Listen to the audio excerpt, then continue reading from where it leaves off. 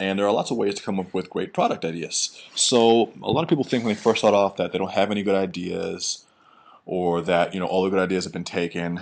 Well, I got to tell you, first of all, it's not true. If you do anything besides, sit at home all day, you have an idea in your head. And the reason is because most people don't want to learn something. They don't want to learn some crazy, unique skill. They don't want to learn how to, juggle basketballs. They want to learn how to do basic things that you take for granted. You know a lot of things, and you don't even know that you know these things. Um, and second of all, there's no such thing as someone took my idea. I'm Someone's already doing that. That market is already full. That's like saying, well, Nike already has the monopoly on shoe, so we better not try to make any more shoes. But if that was the case, there would be no Reebok, Adidas, K Swiss, New Balance, et cetera, et cetera, et cetera. There's always room in the market for another really, really good product. So there's two ways to come up with great product ideas. The first is to think about things you know already, and the other way is to think about things that you want to know. And you can teach people both of those things. So let's talk about the things that you know already. There's four of these. All right. So hobbies, skills and talents, work related, and what people ask you for advice about. So let's talk about hobbies. Everyone has hobbies. So, for instance, in hobbies and skills and talents, sometimes overlap, sometimes they don't. So, like, let me give you an example. There are people online who do information products where they teach people how to make quilts, or they teach people how to better fill out their like coin collection, or they teach them uh, how to better categorize and organize like their vintage record collection, how to find all the best pieces to their comic book collection. This is kind of a hobbies thing because it draws on things that you can collect, things that you can do, things that require time and like expertise, expert knowledge to figure out how to do, and you can teach people how to do this. So you need to start thinking about what hobbies you have. With me particularly, I don't really collect anything. I used to collect coins. I don't really collect anything. I don't really have any hobbies. Some people, like for instance, have hobbies that overlap with skills. Like some people really like scuba diving, which can be a hobby, but it can also be a skill and talent. And so maybe skills and talents overlap with that. So skill and talent could be anything. It could be maybe you're really, really good at fitness and you know how to get people in shape. So that's one of my skills. I'm good in the fitness world, so I can help people with that. Or maybe you're a really good singer and you can teach people how to sing. Or maybe you're a really good communicator and you can teach people how to persuade. Or maybe you're really good cooking Southern food and you can teach people how to make soul food. You can make a cookbook out of that you know um, so skills and talents and hobbies kind of overlap. You have to think about your experiences throughout life, like what have you gone through, what have you been through that's important. And you know what, if I were here I would even let me put another little node here, and let me say skills and talents, and also experiences. Experiences, yeah, duh.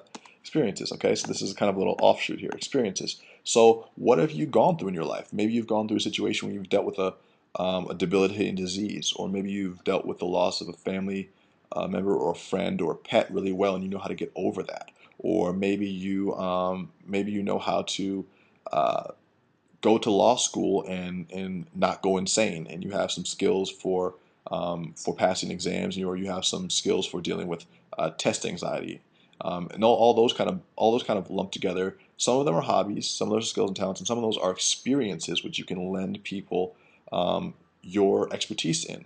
And obviously, there's no PhD, there's no doctorate for experience. It is what it is, and people ask for advice all the time. So this is your way of giving it to them. Uh, Outside of skills and talents and hobbies and experiences, we also have work related. So, what are you already doing at your job? Chances are, whatever you're doing at your job can probably be monetized as an info product.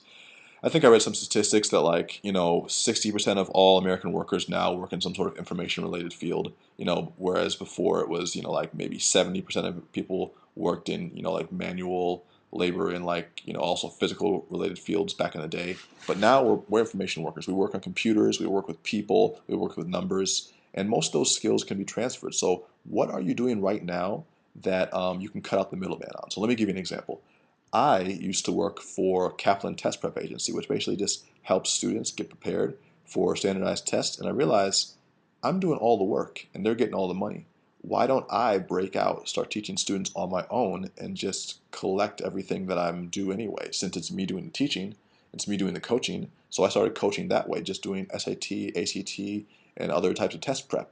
And I thought to myself, I'm already doing this. I already have a skill set. It's proved to be valuable, so why not monetize it for myself? That's what I did. So you're probably doing something too. Maybe you work with social media, or maybe you work with in accounting, or maybe you work, maybe you work in HR.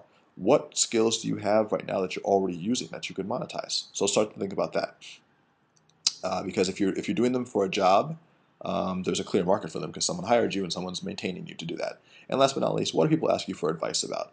You know, sometimes these overlap into skills, hobbies, talents, and experiences, or work related. But this is also a separate category in many cases where people come to you for advice about a certain thing. Like maybe they see that you're a really positive person and people are always asking you how to stay motivated. How do you get yourself going in the morning, Daniel? Some people ask me that kind of stuff. And that would be a good opportunity to say, hey, well, if a lot of people are asking me how to stay motivated, maybe I can become a motivator to people. Maybe that this is an experience that I have, some advice that I can give that people will find valuable. So try to rack your brain about places where people ask you for advice. Um, if people know that you had a difficult childhood and they ask you how you dealt with it frequently, maybe that's something that you can give them advice for. These are all things that you can create products around. And there are already products out there like some of these things that you want to create, and that just validates your market further. That's great. So these are things you already know. What about things that you want to know? Is it possible to create products out of things that you don't know everything about? It's absolutely possible. And here's how. 4 ways. So what have you been studying? If you're in school, you've probably been working on a particular subject, and that subject might have some value. So if it's biology and you're a biology major or you're pre-med, you probably have some insight into one, your specific subject matter. So maybe you can coach people in academics. Maybe you can become a tutor or a coach. Maybe you can do that online. Maybe you can make webinars like I've done. Or maybe you just graduated from med school and you feel like you want to again make a program that will help people to get through med school because you really studied that, you've been in the program, you know how it is. Or maybe you know some tricks of the trade to get you through med school in terms of like scholastically. You know, what have you been studying? Maybe there's something of high value there. I bet you there is because you're paying money for it, so you might as well utilize it and flip it around.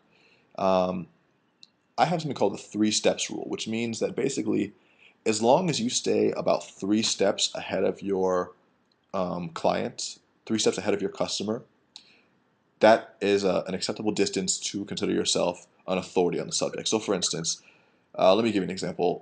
One of the maintenance workers at my apartment complex speaks Spanish, and I want to brush up on my Spanish.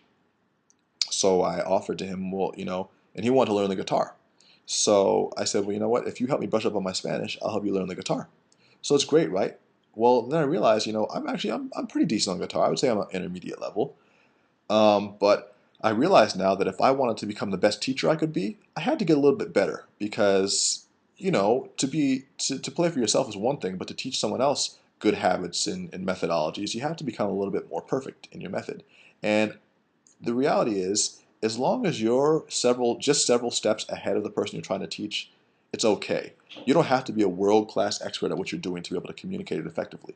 Just like, when a younger sibling or even an older sibling probably taught you how to ride a bike, they weren't master BMXers, most of them. They weren't master professional mountain bike riders. They were probably 3 or 4 steps ahead of you. And maybe that was 3 or 4 years ahead of you. But they were just a little bit ahead of you on the path.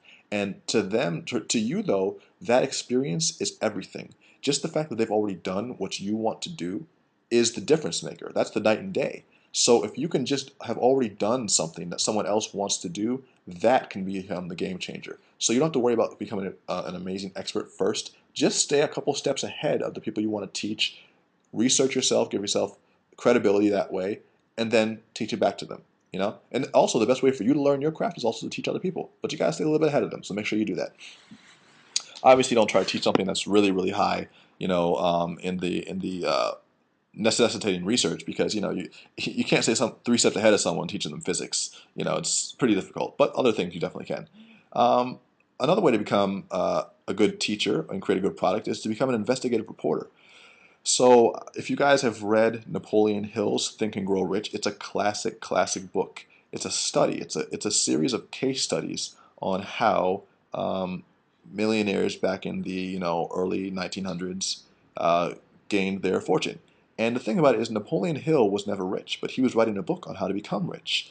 And what he did basically was he investigated how different people became wealthy. And I've actually done something similar with this for my own audience, and it's on my Rich 20 Something website. It's the Rich 20 Something Expert Entrepreneur Series. So it's like rich20something.com/expert. I'm not trying to like sell you on that. I'm really just trying to show you that I've done something similar and it works. So if you go to rich20something.com/expert, you can see the website I've created where I find expert entrepreneurs who have done what we want to do, and I say, hey, why don't you tell us how you did it? Because the best thing you can do to push yourself forward faster is have a mentor, right? Right. So I put that under the 3 steps rule. Oh well, I'll move it down. Can I move it down here? I can't. Can I do that? Oh, nice. All right. So you can become an investigative reporter. You can figure out what others who are already successful are doing, and you can create content by basically showing the world what's already been done. You can become an investigative reporter. In fact, people can come on your journey with you. If you're going on a search for information, let's say you want to find out you want to find out better solutions for diabetes. You could review a bunch of, perhaps diabetic foods, diabetic medications, diabetic products, and you could become an investigative reporter, and people could maybe subscribe to your newsletter that gave them all these pros and cons about diabetic information. And in that way you're an investigative reporter, and you don't qualify yourself as an expert in diabetes, but you say I'm an expert investigator, I'm an investigative reporter. And this is something that they couldn't do for themselves because they don't have the time to investigate everything. You're cutting that out for them. And that goes hand in hand with becoming a content aggregator. So people respect content aggregators as much as they do content originators. What's a content aggregator? A content aggregator is someone who basically pulls information together from different sources. So that's a good way to create a blog too, right?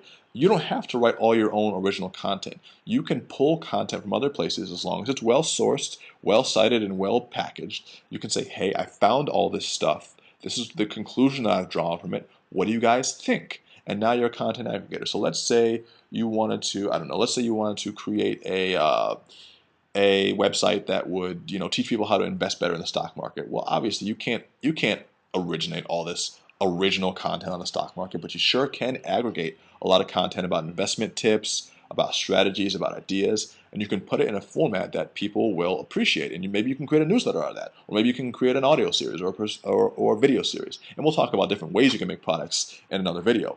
But there are obviously different ways that you can create content without making it all yourself. And that's awesome because it takes a lot of pressure off you in terms of putting in 40,000 hours of creating all original content, or feeling like you have to come out with something new from your head every day, which obviously is extremely valuable as well. But let's be honest, we don't always have the time. So as you can see, guys, there are many ways to come up with great product ideas. It can be a hobby, it can be a skill, it can be what you're already doing at work, it can be what people ask you about. It can be things that you're studying right now. As long as you stay a couple steps ahead of people, you can become a reporter for what people want to know, and you can even become a content aggregator. So start thinking about the ideas that you have, start thinking about the things that you can create, and I'll see you back here.